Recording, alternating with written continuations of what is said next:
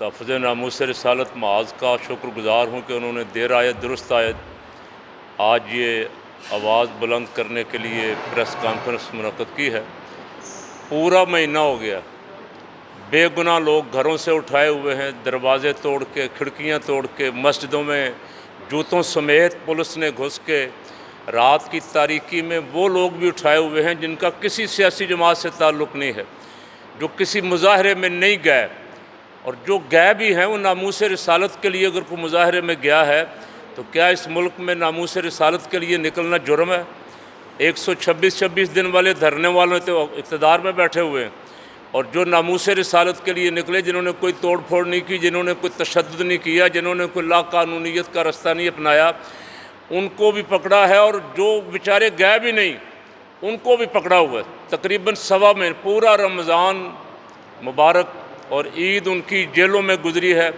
उनके घर वालों को कोई पता नहीं है वो कहाँ हैं। अब पुलिस ने उनके ख़िलाफ़ कोई पर्चे FIR नहीं काटी। अब आके जब उनके वो रसा पीछे पहुँचे हैं उनके घर वाले, अब FIR काट रही हैं। मैं पूछता हूँ कि पाकिस्तान की अदालतें कहाँ हैं? इंसानी हकूक़ वाले कहाँ हैं? यहाँ को कुत्ता पकड़ा जाए किसी का बड़े का तो उसके लिए अदालतें सू मोटो नोटिस लेती हैं।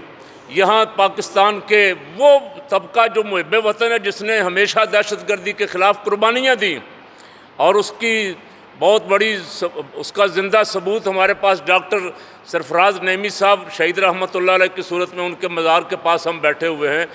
जिस तबके ने दहशतगर्दी के ख़िलाफ़ कुर्बानियाँ दी हैं, उस तबके को अब दहशतगर्द बनाया जा रहा है। कहा जा रहा है कि ये दहशतगर्द हैं जो घरों में बेचारे आराम से सोए हुए थे, जो 2-3 दिन अगर तरावियाँ पढ़ा कर फ़ारग हुए थे, और फिर इंतज़ामिया ऐसे बेबसी का इज़हार कर रही है, और सरकारी एक सियासी पार्टी बेबसी का इज़हार कर रही है। तो इनको किसके आर्डर से पकड़ा है? अभी इंतज़ामिया को भी नहीं पता, पुलिस को भी नहीं पता, इदारों को भी नहीं पता, सियासी हुकूमत को भी नहीं पता कि इनको पकड़ा किस लिए है। तो यहाँ को इंडिया की हुकूमत है, इसराइल की हुकूमत है, पाकिस्तान में हुक्मरान कौन? हमें तो महीना हो गया ये समझ नहीं आ रही। आज तंग आमद बजंग आमद, हमने हर दरवाज़ा खटखटाया है, हर अफसर से कहा है, सियासी लीडरों से भी कहा है जो इस वक्त ज़िम्मेदारान हैं, लेकिन वो बेबसी का इज़हार कर रहे हैं। अब आज फ़ैसला ये किया उन्होंने, इंशाअल्लाह APC में फ़ैसला करें कि 25 मई को जो APC बुलाई है उसमें फ़ैसला ये करेंगे कि हुकूमत सारे जितने उलमाए अहले सुन्नत और कारकुन हैं इन सब को गिरफ़्तार कर ले। हम तैयार हो गए कि जेल भरो तहरीक शुरू करेंगे इंशाअल्लाह। और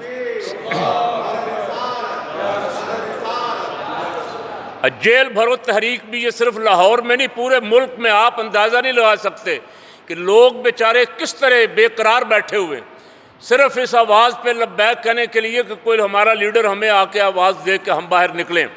सिर्फ इंतज़ार हो रहा था क़यादत का, और क़यादत कोशिश कर रही थी कि किसी तरह मामलात हुकूमत से फ़हम तफ़हीम से हल हो जाएँ।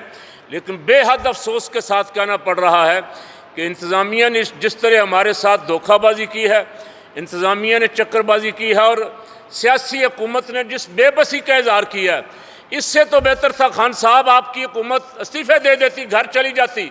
इस बेइज्जती से बेहतर था जो आपके वज़रा, आपके MPA, आपके MNA, आपके अहदेदारान कह रहे हैं कि हमारा तो हमें पता ही नहीं है, हमें पता ही नहीं गिरफ़्तार किसने किया, हमें पता ही नहीं गिरफ़्तार क्यों किया है। तो आप क्या कर रहे हैं बैठे यहाँ? हुकूमत अगर किसी और की है तो हमें खुल के बताएं कि भाई हमारी हुकूमत है नहीं, आपको और आवाम को लड़ाने की साजिश हो रही है।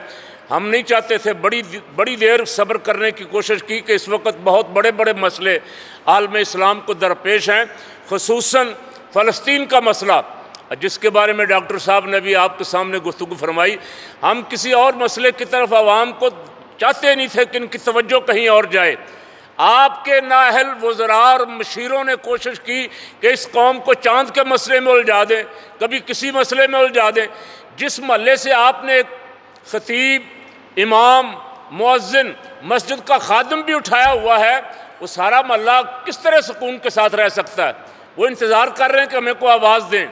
और आज हम आपको वार्निंग दे रहे हैं 4 दिन की, हुकूमत को 4 दिन की वार्निंग दे रहे हैं कि 4 दिन बाद हमारी APC है, उसमें इंशाअल्लाह फ़ैसला करेंगे कि पूरे मुल्क में निकलेंगे और अपने साथियों को रिहा करवाएंगे, या हम सब खुद भी इंशाअल्लाह जेलों में जाएंगे। जेल भरो तहरीक शुरू करेंगे ताकि आपका ये हमें जेलों में बंद करने वाला शौक़ पूरा हो जाए। पहले पाकिस्तान बनाने के लिए कुर्बानियाँ दी थी, फिर दहशतगर्दी के ख़िलाफ़ कुर्बानियाँ दी, अब तुम्हारी इस गुंडागर्दी के ख़िलाफ़, तुम्हारे इस जुल्म और सितम के ख़िलाफ़ भी अहले सुन्नत इंशाअल्लाह तैयार हो रहे हैं। इस जुमे फ़लस्तीन, यौम फ़लस्तीन मनाने का चूँकि ऐलान हो गया, मैं और कोई बात नहीं करना चाहता।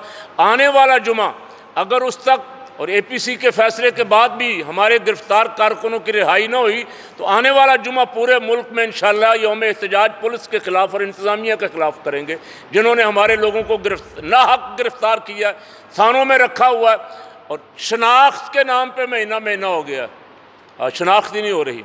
यानी किसी के ख़िलाफ़ आप FIR काटें, दूसरे दिन उसकी ज़मानत हो जाती है। यहाँ इस धोखे के साथ लोगों को रखा गया है कि कोई ज़मानत न किसी की हो सके। आज उम्मीद करता हूँ कि ये बहुत सारे हज़रात जो बैठे हुए हैं, इनकी आवाज़ आपको सुनाई देगी। अल्लाह करे आप इनकी आवाज़ सुन लें और अमन व अमान के साथ ये मसाइल इनके साथ गुफ्त व शनीद से बैठ के हल कर लें, उन मज़लूमों को रिहा कर दें जिनको नाहक पकड़ा हुआ है।